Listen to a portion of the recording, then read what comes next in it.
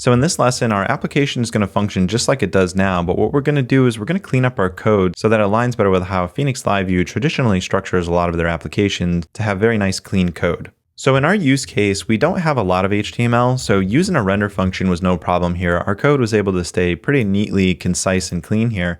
But what if we actually had a really big HTML page and this HTML just took up tons and tons of lines here inside of our render function, right?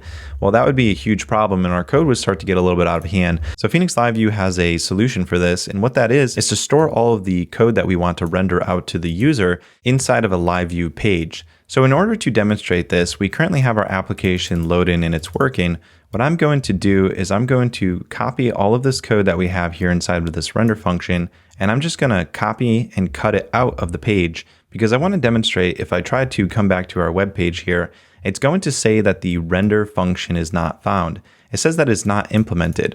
And if we look here, Pheonix LiveView is really awesome about always providing helpful information to assist you as you're building your application. It'll let you know that you must either make that render clause, which has that Pheonix sigil inside of it, which we previously had that I've just pulled out of here, or instead of using a render function, it lets you know that you could also use a page_html Pheonix file as a LiveView template. So we're going to explore in this lesson how we can use a LiveView template. And it already gave us a little bit of a clue of how we can do that. So what we're going to do is we're going to come back to our application and create this page_live HTML Pheonix file. And we're going to do that instead of using the render function.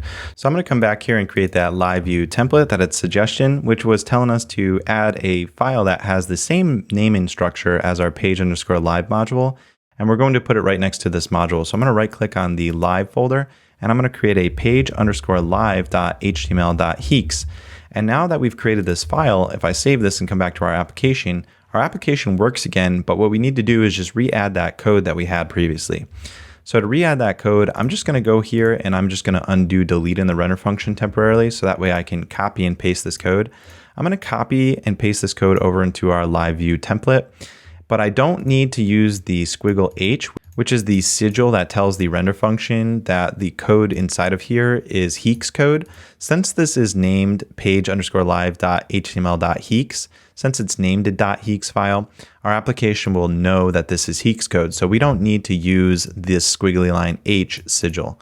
So I'm just going to take this code and I'm going to paste it directly here into where we have our LiveView template. And I'm going to save that and I'm going to come back to our page_live module and redelete that render function. So this way our application will not use the render function, it'll use the LiveView template. So if we come back here to our application and we refresh the page, everything is functioning again just like it did before.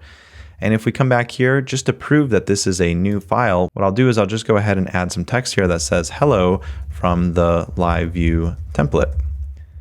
And if I click save and I come back to our application, we'll see that that code will render here on our application. So you can see this is coming from a different file now. So this text is only here inside of our LiveView template. It exists nowhere here inside of our page live module. So we can do anything that we want to this application now, and it will function just like it did before. So if I wanted to go ahead and get rid of the form, for example, and just have the button like we did in our earlier lessons, our application will work just like it did before, or we can add that form, or we could add even new code into here and just build out our application. And you can see that this is a lot cleaner of a format because now our LiveView template is just completely separated. And this code doesn't need to be stored directly inside of our page live module. So it just cleans up our code and we can separate out the logic of the handle event functions from the actual Pheonix code that is displayed here out onto our Pheonix LiveView application. So congratulations, you've learned a lot about Pheonix LiveView throughout this course. I hope that you've really enjoyed this, and I think that you'll enjoy all of the other future courses that we have here at productiveprogrammer.com. In our next lesson, we are going to talk about the next steps that you can take with learning Pheonix LiveView. All right, I'll see you in the next lesson.